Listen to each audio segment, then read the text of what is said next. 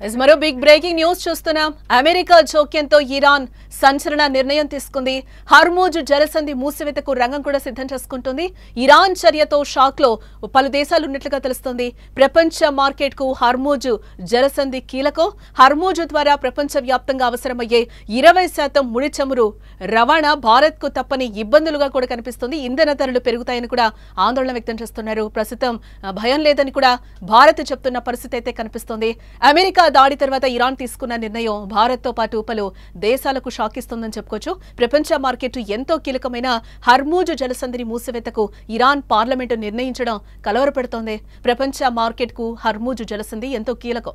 ప్రపంచ దేశాలకు ఈ జలసంధి ద్వారా 20% ముడి చమురు సరఫరా అవుతోంది. Qatar, Iran, Saudi Arabia, Iraq, UAE, Kuwait నుండి వచ్చే చమురు ఎగుమతుల్లో ఎక్కువ భాగం ఈ ఇరుకైన జలమార్గం ద్వారానే రవాణా అవుతూ ఉంటుంది. జలసంధి మూసివేయడం ద్వారా ప్రపంచంలోని చమురు 20 నుంచి 25% ప్రపంచ ఎల్ఎన్జీ వాణిజ్యంలో 30% ప్రభావం పడుతుందని కూడా నిపుణులు అంచనా వేస్తున్న పరిస్థితి. దీనివల్ల చమురు ధరలు బ్యారెల్కు భారీగా పెరిగే అవకాశం కనిపిస్తోంది. ఇది ప్రపంచ ఆర్థిక వ్యవస్థను తీవ్రంగా ప్రభావితం చేయనుందని కూడా అంటున్నారు. ఇరాన్ పార్లమెంట్ తాజా నిర్ణయంతో చైనా, భారత్ లాంటి ఆసియా దేశాలు ఈ మూసివేత కారణంగా ఇబ్బందులు ఎదుర్కోనున్నట్లుగైతే మనకు తెలుస్తోంది.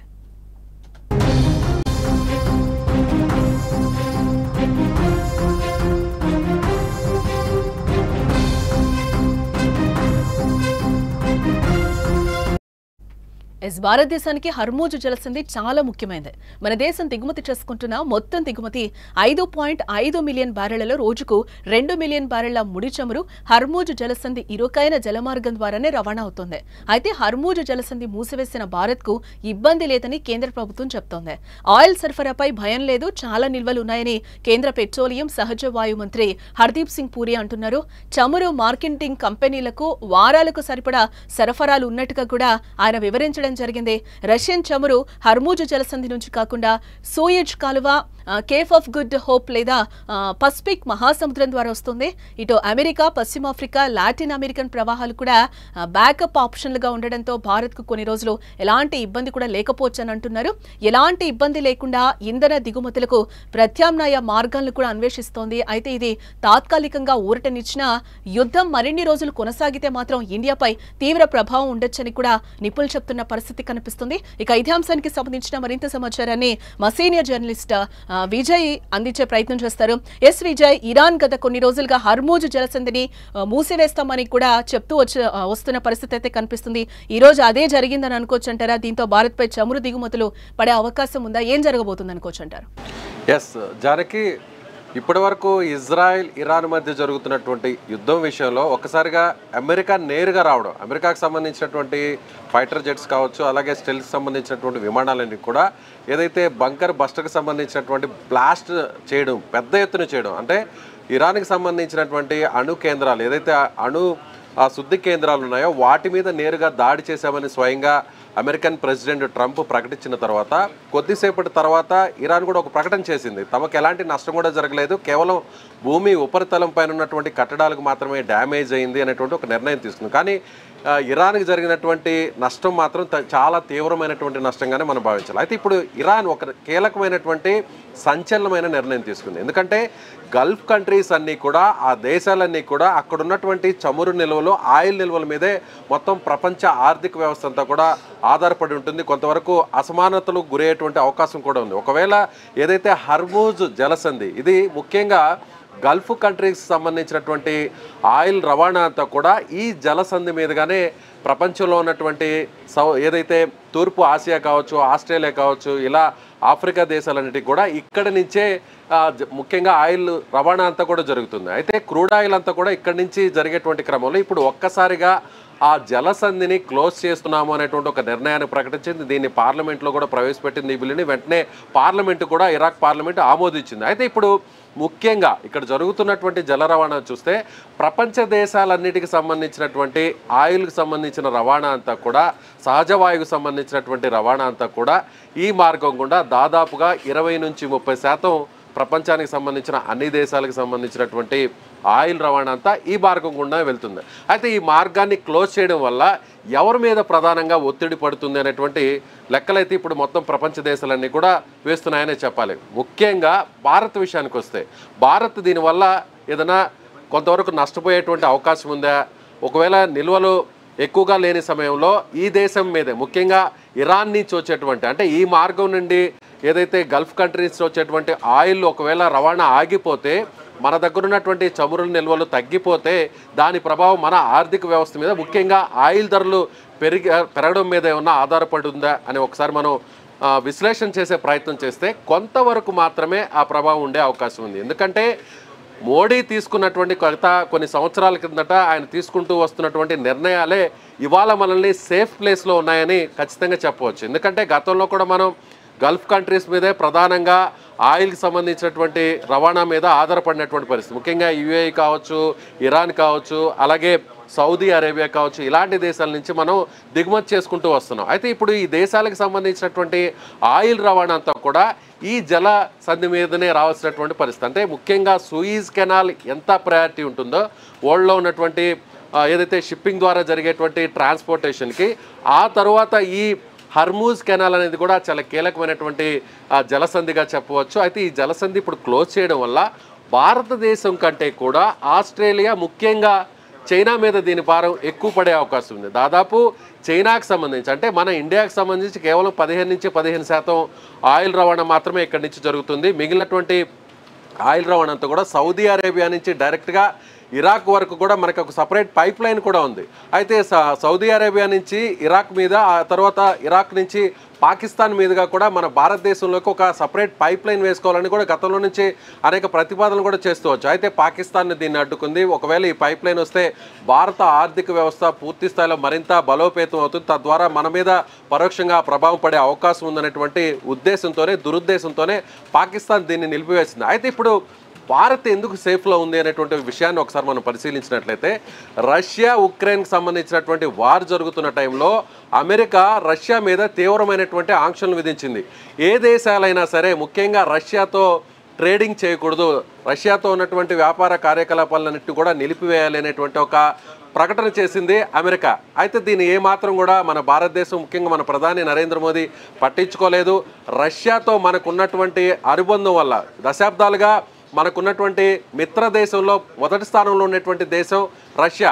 మన టెక్నాలజీ విషయాన్ని కావచ్చు, అదేవిధంగా ప్రతి విషయంలో కూడా ముఖ్యంగా డిఫెన్స్కి సంబంధించినటువంటి ఆయుధాల సరఫరా కావచ్చు, ఆయుధాల తయారీ కావచ్చు, లేదంటే స్పేస్ టెక్నాలజీ కావచ్చు, ఇలా ప్రతి విషయంలో కూడా ప్రపంచ దేశంలోనే ముఖ్యంగా రష్యా మాత్రమే మనకి ఒక బలమైనటువంటి మిత్రదేశంగా చెప్తుంటాం. కాబట్టి రష్యాతో ఆ స్థాయిలో కూడా ఆంక్షలు విధించినా కూడా అమెరికా ఎక్కడ కూడా ఆంక్షల్ని మనం కనీసం పట్టించుకోలేదు. నేరుగా రష్యా నుంచే మనం ఆయిల్ని దిగుమతి చేసుకున్నాం. అంటే అప్పటి వరకు రష్యా ఎవరికైతే ఎగుమతులు చేస్తూ వచ్చిందో, అమెరికా ఎప్పుడైతే ఈ ప్రకటన చేసిందో, అమెరికా ఎప్పుడైతే రష్యా ఉక్రెయిన్ వారు తీవ్రమైనటువంటి తరుణంలో అప్పుడు అమెరికా రష్యా నుంచి దిగుమతులు చేసుకోవడం నిలిపివేయాలి, అలాగే రష్యాకు సంబంధించినటువంటి వ్యాపార కార్యకలాపాలను నిలిపేయాలనేటువంటి ఒక హెచ్చరిక చేసిన నేపథ్యంలో చిన్న చిన్న దేశాలన్నీ కూడా రష్యా నుంచి ఆయిల్ని దిగుమతి చేసుకోవడం కొంతవరకు మ్యాక్సిమం నిలిపివేసింది. అయితే భారత్ మాత్రమే రష్యా నుంచి ఆయిల్ని మనం దిగుమతి చేసుకుంటూ వస్తున్నాం.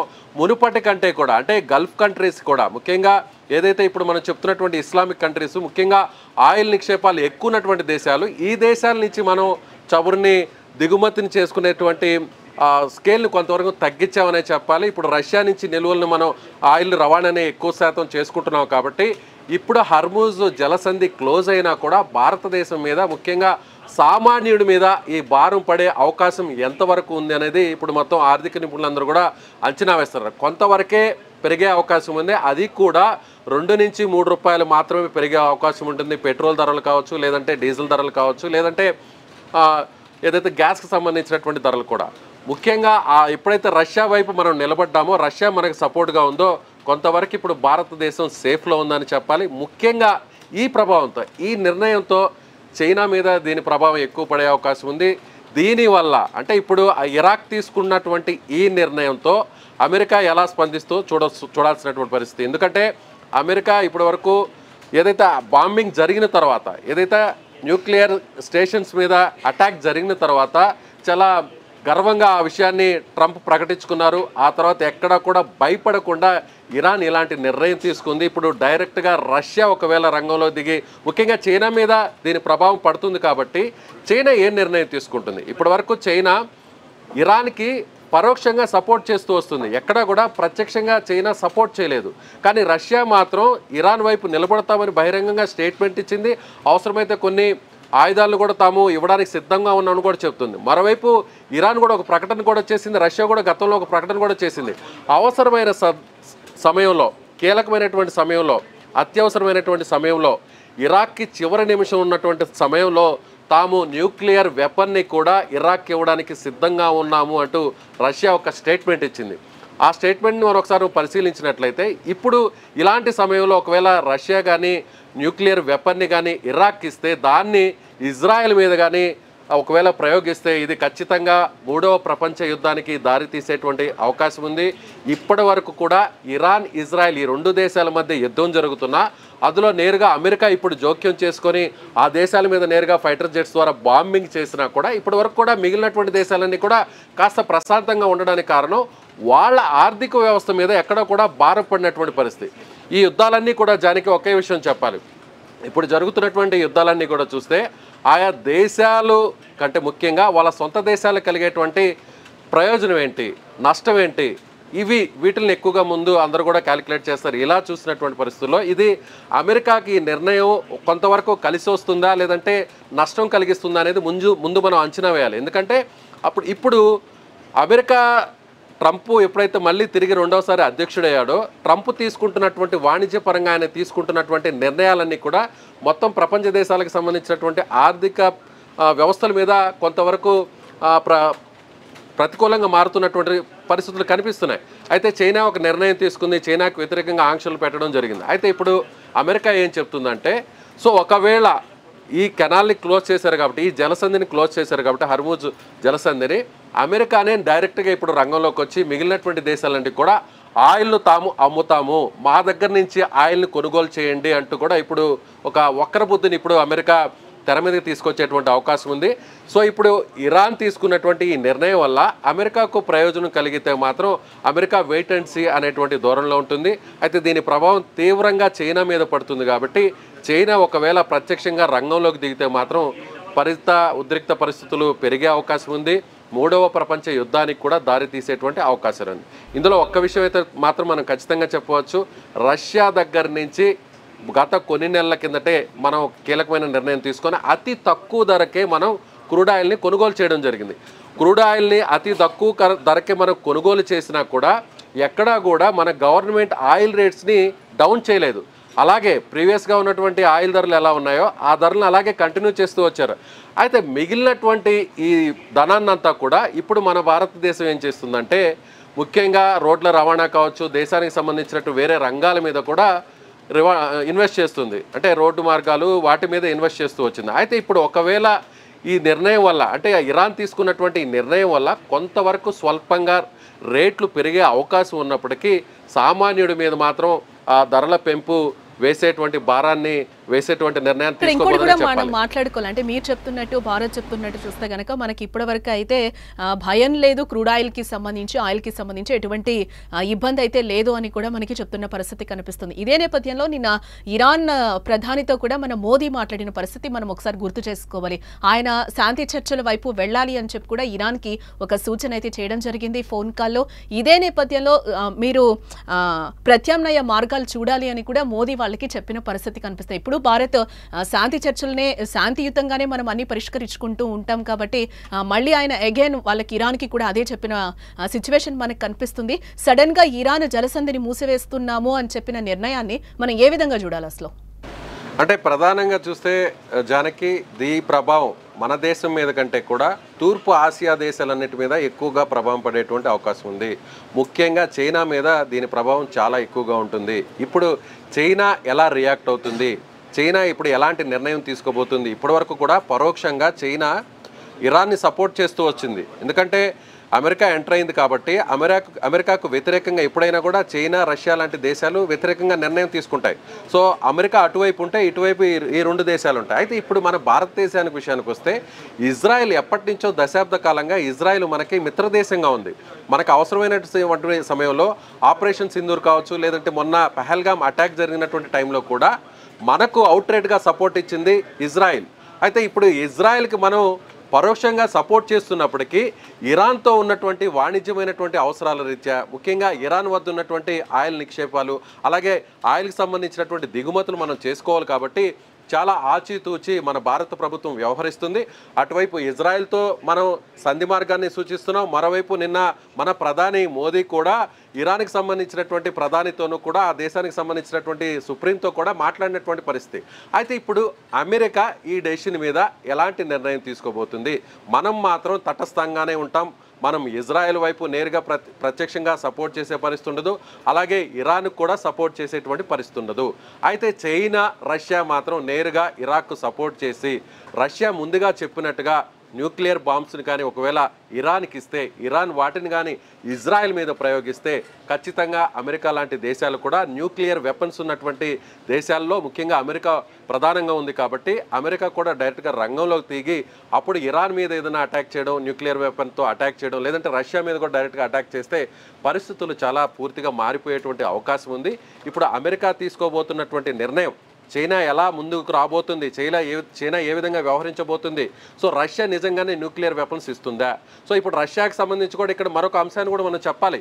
ఎప్పుడైతే ఇస్లామిక్ కంట్రీస్ నుంచి ఆయిల్ ట్రాన్స్పోర్టేషన్ ఎప్పుడైతే ఆగిపోతుందో, ఈ హర్మూజ్ కెనాల్ నుంచి ఆయిల్ ట్రాన్స్పోర్టేషన్ ఒకవేళ ఆగిపోతే సూయిజ్ కెనాల్ ద్వారా కూడా ఆయిల్ అంతా కూడా ఎక్స్పోర్టింగ్ అలాగే ఇంపోర్టింగ్ చేసుకోవచ్చు.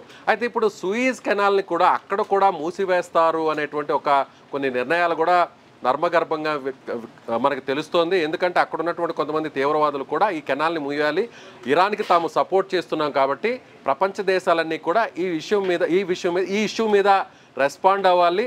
అమెరికాను అలాగే ఇజ్రాయెల్ను కూడా కట్టడి చేసేటువంటి ప్రయత్నాలు చేయాలంటే సో సూయిజ్ కెనాల్ కూడా మూసేటువంటి అవకాశం కూడా లేకపోలేదు అనేటువంటి ఒక చర్చ కూడా నడుస్తున్నటువంటి నేపథ్యంలో రాబోయేటువంటి 2-3 రోజులు చాలా కీలకంగా ఉండబోతున్నాయి. చైనా రియాక్షను, అలాగే రష్యా ఏం చేయబోతుంది? రష్యా కూడా ఇప్పుడు రవాణా పెరుగుతుంది. రష్యా దగ్గర కూడా అందరూ ఆయిల్ కొనుగోలు చేస్తారు. అయితే అమెరికా విధించినటువంటి ఆంక్షల్ని ఎదుర్కొని దేశాలు ముందుకొచ్చి రష్యా ఇప్పటికే చాలా తక్కువ ధరకి ఆయిల్ నమ్ముతోంది. ఎప్పుడైతే ఉక్రెయిన్ మీద అటాక్ చేస్తుందో, ఉక్రెయిన్ మీద యుద్ధం జరుగుతుందో, అమెరికా ఆంక్షలు విధించిందో ముఖ్యంగా అన్ని దేశాలు కూడా మేము చాలా తక్కువకి మేము ఆయిల్ని కూడా అమ్మకాలు జరుపుతామని రష్యా ప్రకటించింది. కానీ ప్రధాన దేశాలు ఏవి కూడా ముందుకు రాలేదు. ఒక్క భారతదేశం మాత్రమే రష్యా దగ్గర ఆయిల్ని కొనుగోలు చేస్తూ వస్తుంది. కాబట్టి మనం సేఫ్ ప్లేస్లో ఉన్నాం. కానీ చైనా రియాక్షన్ మీదే తదుపరి ఏం జరగబోతుంది అనేది కూడా తెలియాల్సినటువంటి పరిస్థితి జానకి. రైట్ విజయ్. ఇక్కడ మొత్తంగా మనం చూడొచ్చు, అమెరికా యుద్ధ రంగంలోకి దిగాక ఇరాన్ ఈ సంచలన నిర్ణయం వైపు అడుగులు వేసింది. ఆదివారం తెల్లవారుజామున ఇరాన్లోని 3 అణు కేంద్రాల లక్ష్యంగా బంకర్ బస్టర్ బాంబులతో అమెరికా విరుచుకుపడిన పరిస్థితి. ఆపరేషన్ మిడ్ నైట్ హ్యామర్ పేరిట ఎంతో పగడ్బందీగా జరిపిన ఈ దాడులను 25 నిమిషాల్లో ముగించింది. సుమారు 125 యుద్ధ విమానాలు, 7 B-2 స్టెల్త్ బాంబర్లతో దాడి చేసిన విషయం మనకు తెలిసిందే. జలంతర్గామి నుంచి ప్రయోగించిన స్టెల్త్ బాంబర్లు 2 అణు కేంద్రాలపై బంకర్ బస్టర్ బాంబులను విడువగా మరో అణు కేంద్రంపై క్షిపణులతో దాడికి పాల్పడింది. బంకర్ బస్టర్ బాంబులు భూగర్భంలోని బంకలలోకి చొచ్చుకుపోయి అణు కేంద్రాలను పూర్తిగా ధ్వంసం చేశాయి. దీంతో హర్మూజ్ జలసంధి మూసివేయాలని కూడా ఇరాన్ నిర్ణయించుకుంది. ఈ నిర్ణయం అమల్లోకి వస్తే చమురు ఇబ్బందులు తీవ్రం కాక తప్పదు. ఇప్పటికే ధరలు కూడా భారీగా పెరిగాయి. మరి ఇరాన్ ఈ నిర్ణయానికి కట్టుబడి ఎన్ని రోజులుంటుందో చూడాలి మరి.